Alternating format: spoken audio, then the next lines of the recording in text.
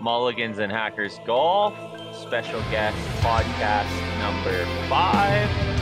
I'm Chris. I'm Alvin.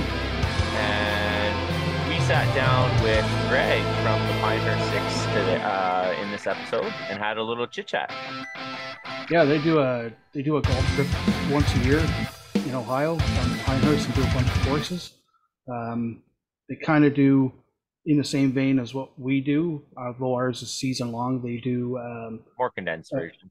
a more condensed version, a weekend golf trip, and they have the trophy and the jacket, kind of like us. And yeah, we chatted with Greg to see about what goes on in their trip. Yeah, it was really good. So hopefully you guys enjoy it.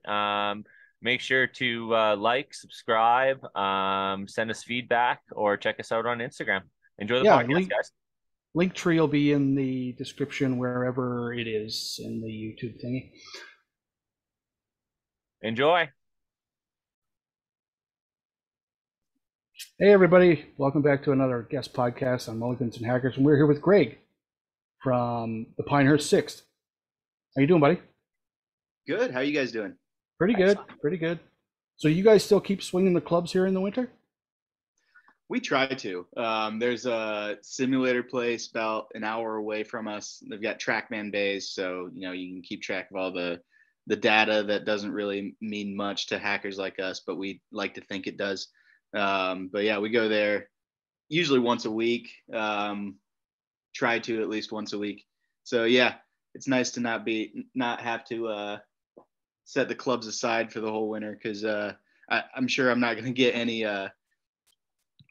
any sympathy from you guys up in Canada. But yeah, we woke up to about 6 inches of snow this morning, so it's going to be. We got ice everywhere. It's just ice. It's like driving on a freaking hockey rink. It's and cold. What's that? That does not sound fun. No, it's not cool, man. So warm melt. Yeah, warm melt. That's what we're up against.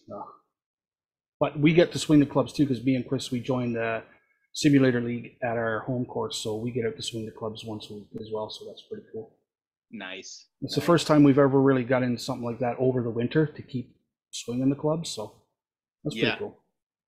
Yeah, we started doing that last year, and it's really nice to you get that first round in March or April, and you don't actually feel that rusty. It's a little rusty because you're in the elements again, but not nearly as rusty as you used to be. Well, this is our first year, so we'll see how it helps or hinders us when our golf season starts, I guess. Yeah, it's it can be a little I don't know. So I can't think of what I'm trying to say, but my TrackMan handicap is like 0.9, and what? my actual handicap is a 10.6. So we feel that. We feel that because we just got our handicaps for the league, and so my handicap at the end of last year was 15, and my handicap for the league is 7.2. So yeah, I get it. Yeah, mine was 15 outside, and my handicap for the league is like 3.2. So we feel that. I'll take those 4 strokes on them too. Yeah, flat lie every time, and the rough just says, well, it's just gonna give you 86% power. You don't actually have to hit through it. Little stuff like that helps out a lot. Club up one, right? Right. Well, and then in our league, it's all like anything inside 10 feet's a gimme. So they've made that. So I mean, if you can just get inside that circle, it makes it very easy to have a low handicap. Yeah, for sure. Just practice within 10 feet. Yeah, and again, so inside 10 feet, I mean, we can still add maybe 5 or 6 strokes onto these scores that we're getting, because we know we're missing some of those putts, right? It's guaranteed. Right. Yeah. None of us are locked in from 10 feet. No, not even remotely close. No, if we were, we'd be making millions of bucks on the tour. Exactly. Yeah. So, man, Pinehurst 6, how did it start? What do you guys do? And just give us a rundown on what this whole thing's all about. Yeah, so it started 9 years ago now. This will be the 9th year of the trip. With our guys TK and Brandon. They lived together. It was like right after college, and they were playing a game of Madden, and TK had just gotten into golf. Brandon and I played high school golf together. But yeah, so we were trying to get TK into it, and TK was just on Google, and he was like, "Hey, you want to take a golf trip?" And they were like trying to think of a good place to take it, and TK was like, "Well, I just found this like fantastic package down in Pinehurst." And about a month later, they were on a trip in Pinehurst. Then it was just them two, and it was just a 3-day stay. They played, I think, 3 rounds, and then they headed back home. Really quick trip. And then the next year, they're like, we've got to get more people involved. That's when I came along, and our guys, Chris and Matt. And we had our buddy Neil, who unfortunately hasn't been able to make it since that second year. But so there were 6 of us then. And then it just became something we look forward to every year. And we booked it through Golf Escapes of the Sandhills, and the lady who was booking it for us was named Mink, and Mink became this like mythological creature for us, right? She was just the magical lady that put our golf trip together, and we would, get a meeting of the minds, get the courses that we wanted to play, get the dates, send it to her, and all of a sudden we've got an itinerary. And so really, when we had just 5 of us, we considered Mink the 6th member of the Pinehurst 6. About 3 years ago now, we get an email from Larry, Mink's husband, telling us that Mink unfortunately had passed away from cancer. And so, we felt a connection to Mink, having never met her, but we thought, we've got to somehow keep her legacy alive in our group. And so we came up with a scoring system for the trip, and we made a trophy. Our trophy is the Mink Powell Memorial Trophy, so we just call it the Mink for short. So any Instagram post you'll see, hashtag for the Mink, because we're all going for the Mink every year. So yeah, we got the Mink Powell Memorial Trophy, and her husband Larry booked the trip for us that year. The very next year, we get an email from Kelly, Larry's daughter, Mink's stepdaughter, telling us that unfortunately Larry had also passed away. Wow. Yeah. So now we have the Mink Powell Memorial Trophy and the Larry jacket. We got a green jacket from the local Goodwill, and that it kind of fits all of us. It's a little tighter on some, but that's what the winners get as well. So that's something you can like wear to the meeting of the minds when we're coming up with courses and dates and stuff, just kind of rub it in everybody else's face. Like, I've got the jacket, you don't. So yeah, we've got the Mink, we've got the Larry, and hopefully we're done with memorial services for a while. But now Kelly is booking the trip for us, and we feel very fortunate to, just be passed down from family member to family member at this point. But crazy. Kelly's actually been at the last round for us the past 2 years to hand out the Mink, and it's been really special for us to have her there, because she loves our group for obvious reasons, but it's been great to have her there. That's awesome. Other than tragically losing people that are involved in your group, it sounds like a really good trip. So are you guys competitive against each other, or do you use handicaps? We do use handicaps, yes. So we take every course handicap on the trip. We play 6 rounds when we're down there, and we add up everyone's course handicaps for all 6 rounds. Excuse me, and then you start that much under par. So our buddy Chris is 18 handicap. He'll start at like around like 127 under par. And then our buddy Brandon, who's the Mink champion this year, he's a 4 handicap. So he'll start like 27, 28 under par. And he's like, I've got to pick up 100 strokes on Chris. But, after a couple rounds of just taking it away, it all evens out in the end. But yeah, it's cool to watch the leaderboard change from someone being 127 under to 38 over. So how do you guys do that? Do you have like a digital leaderboard you guys use or what?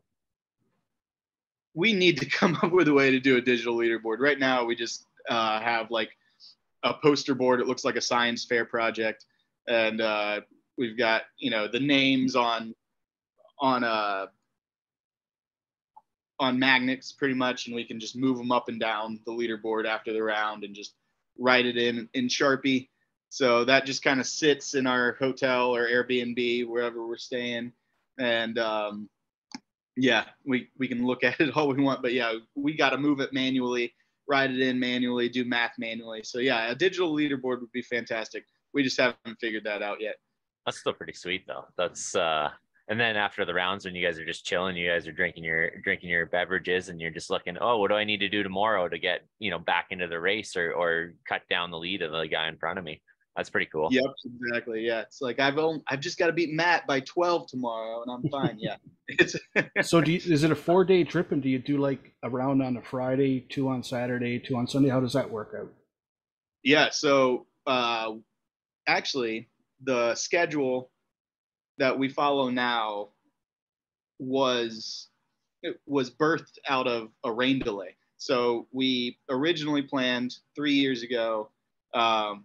We were going to drive down on Tuesday, play 2 rounds on Wednesday, 2 rounds on Thursday, 2 rounds on Friday, and a round on Saturday.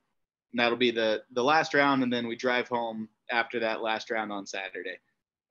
So we wake up on Thursday planning for our 2 rounds, and we get to Mid-South, and the hurricane had blown through, and there's like rivers running through the fairways. It's raining so hard. And so our second round was supposed to be at Pinehurst number 1. We were really pumped about that. But we hadn't paid for that round yet. We had paid for the round at Mid-South through the booking. So we kind of go up to the front desk like, hey, what's the verdict? Do we just get our money back? Is there like a rain delay policy? And they're like, no, course is open if you want to go play. And we're like, okay, well, if we just wait here, can we play whenever the rain stops? Like, yeah, sure. So we canceled our round at Pinehurst number 1, and we just hung out in Mid-South's clubhouse. We ate 2 meals there. We found out they had like PS4s back in the corner. So we like logged into Brandon's account. We're playing PGA 2K on the PS4s. They've got a shuffleboard table. We set up a whole shuffleboard tournament. We started playing euchre, other card games, and we just hung out there for like 6 hours before we ended up playing. But then after that, we kind of decided it's really nice to not have to play 2 rounds 3 days in a row. That's a lot of golf. We're getting older. And so now we get down there, we play 2 rounds the first day, 1 round the second day, 2 rounds the third day, 1 round the fourth day, and call it a trip, which is a nice little break. After you've played 36 and that night you only have to play 1 round the next day, it's actually a nice mental break.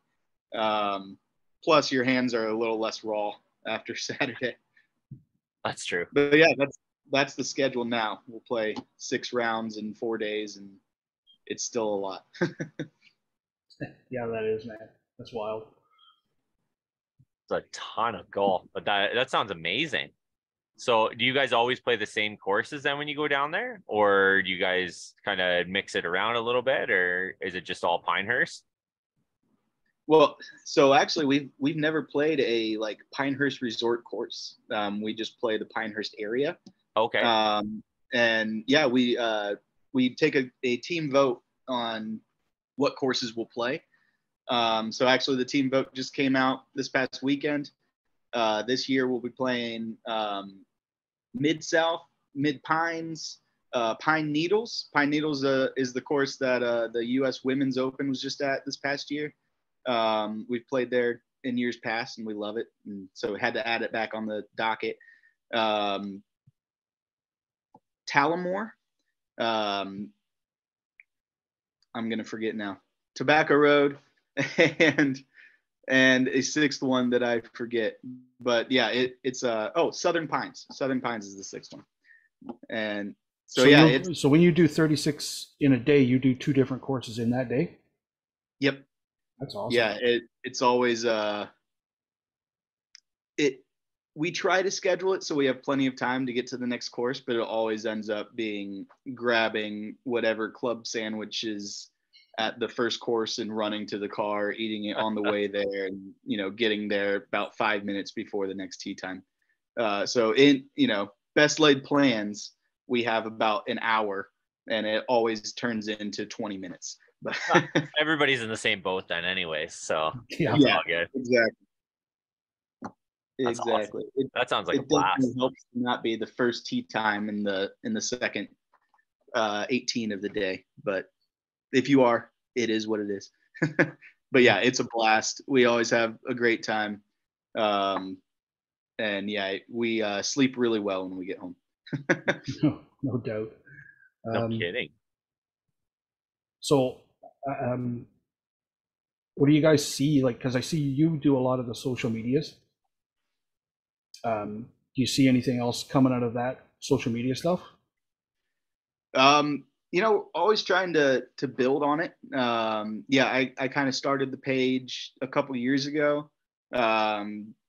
Just kind of missing the trip in November when it's really cold in Ohio, and we had kind of put the clubs away. So yeah, I started the page just to kind of keep everyone involved, keep everyone thinking about the trip over the course of the year. And yeah, it's been really nice. It's fun to get the guys on the page whenever we play golf together, and every time we play, they're like, "Oh, are you recording this for the page? Is this going to be on the stories? Is this going to be real?" So yeah, it's turned into something really fun. That's kind of why I started this little guest podcast thing for us, because through the winter, we're not recording anything, and we're not.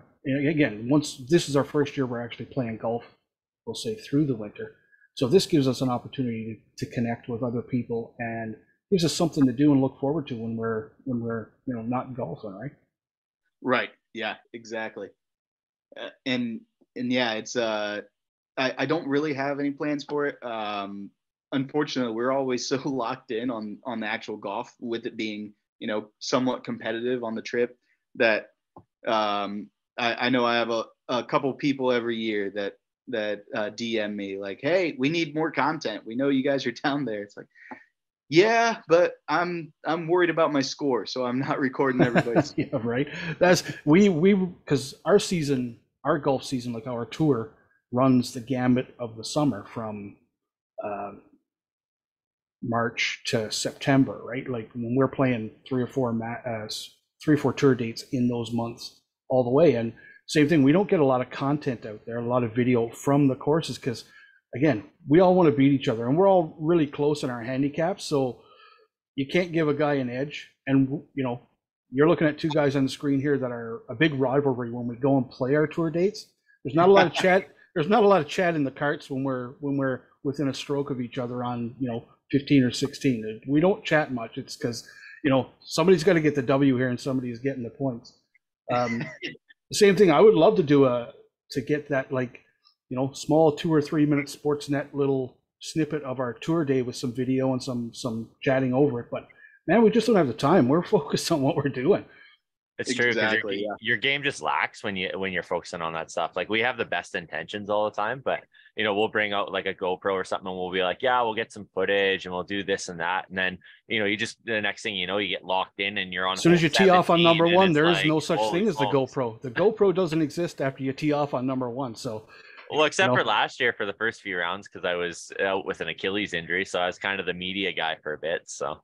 Yeah, you opened up the door for Clark to take the cup last year. That's all right. We'll take it back from him this year. And we do the same thing, Greg. Like, so for our season, we have a 2-day event in the middle for a jug, kind of representing the claret jug. Then we have our FedEx Cup style trophy, what we call the Chase for the Cup, and that's based on points, right, throughout the entire season. And then for our Tour Championship, which is another 2-day tournament at the end of the season, we have the jacket as well. And just so happens this will be our third year coming up. So year number 1, Chris won it. So he got the jacket and I had to put it on him, which really hurt, painful.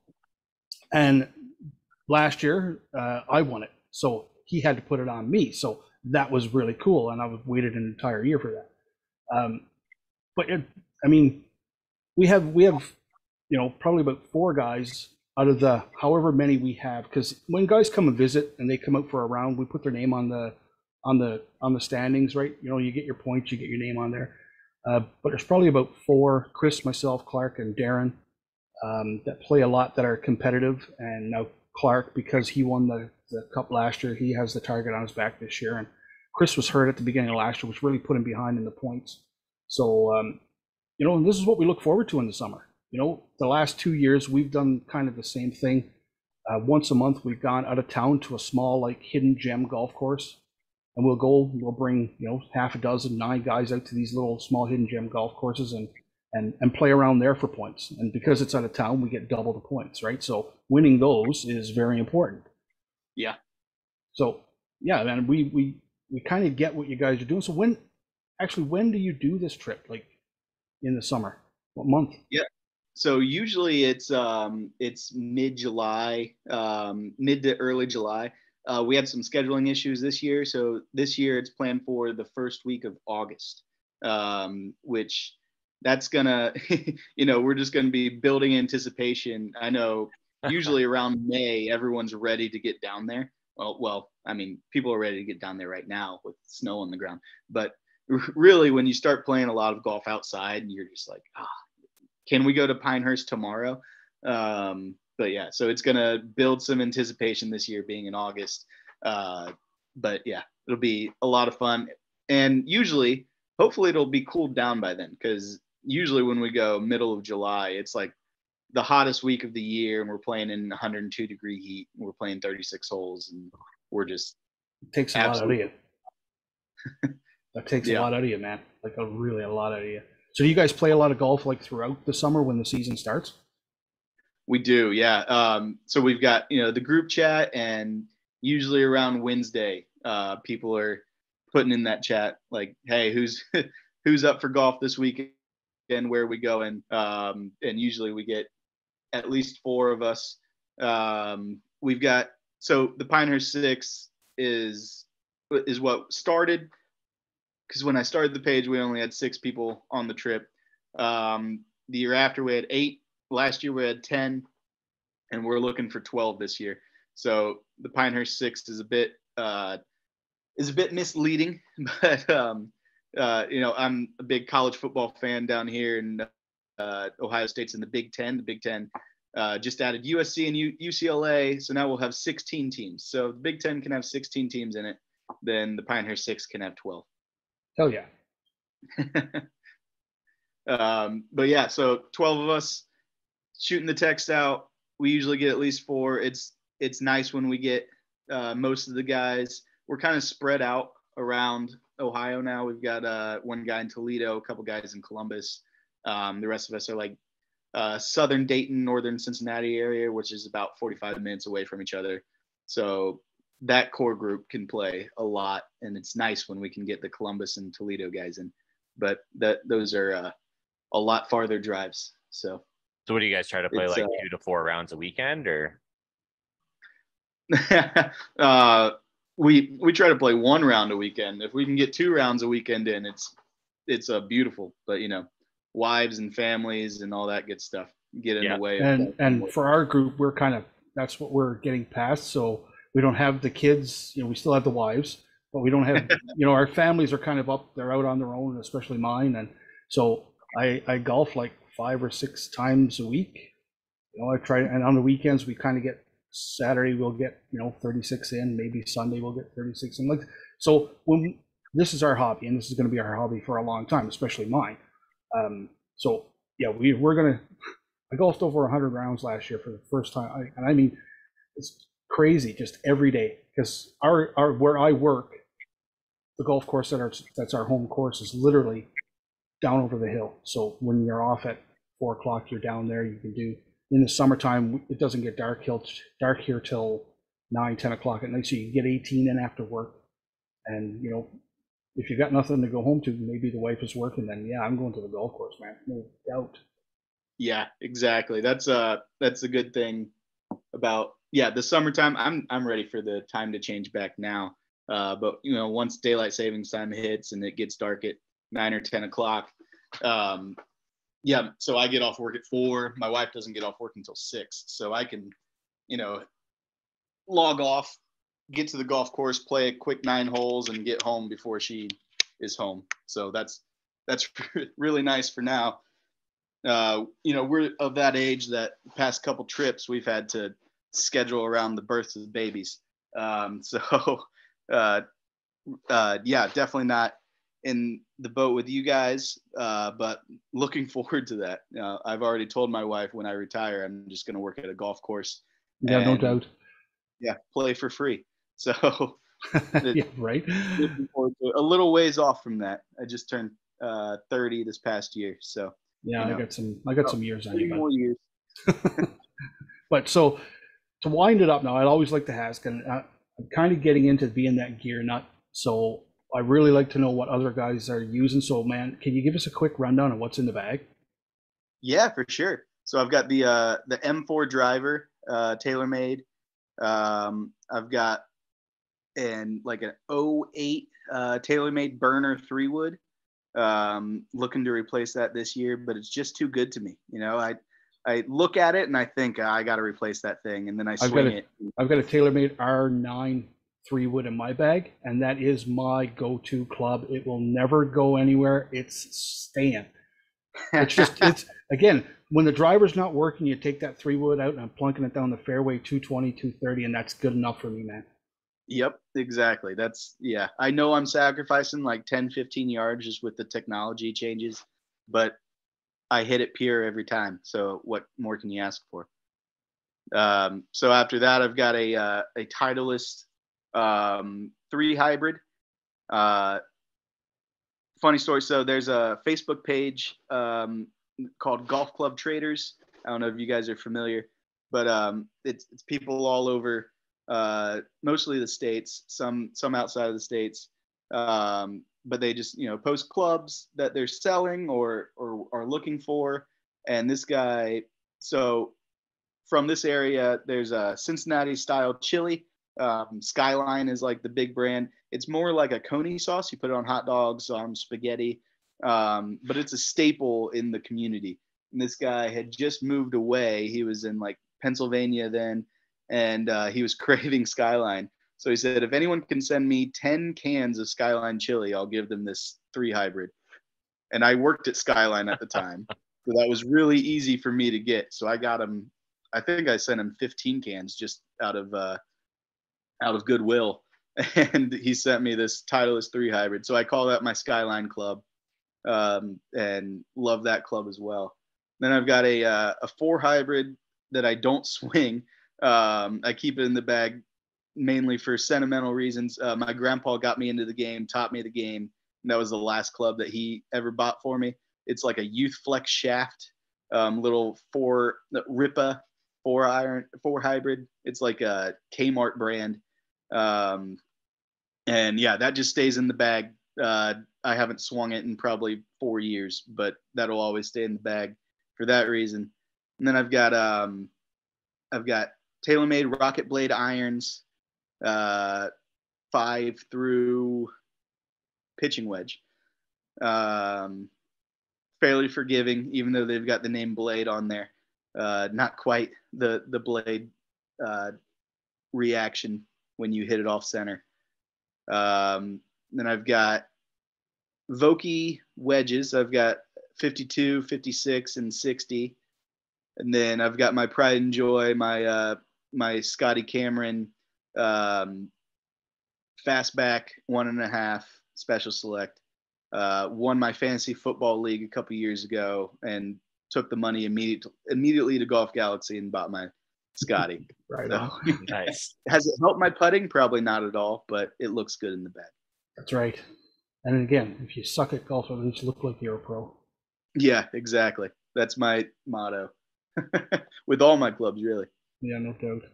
Well, buddy, I really appreciate your time, and I really appreciate you taking a little bit of time out of your Saturday or Sunday to come and chat with us, because we really like what you guys do, and I can't wait to see what you do this year and keep following you. Absolutely, you guys as well. Your point system, the whole like year-long competition sounds awesome. I wish I had something like that around here. And also, I really like your hat, the maple leaf with the golf ball print like that. I haven't seen that, and that's really cool. So yeah, that's we're in the process of becoming ambassadors for this 36-a-day golf company out of Ontario. They do have a star in the same. It's a star for the American version with the golf ball dimples in it. So maybe that's something you look at as well, because I think he's working on branching down into the state too. That's why he came up with that logo. So yeah, that's pretty cool. Yeah, awesome. Well, yeah, thank you for having me on. It's been a blast. We'll do this again sometime. Yeah, thanks for joining us. Maybe after you guys are done your trip this year, maybe we'll get some of you guys on and chat about it. Excellent. Yeah, and I'll try to get more guys in. Kind of drop the ball on. No, that's fine, dude. Just even to get us introduced here is big for us. Excellent. Yeah. Well, enjoy your Sunday and go Bengals. Hey, go Bengals! I saw the jersey. Yeah. All right, man. Take care. Really appreciate it. Yeah. Thank you, guys.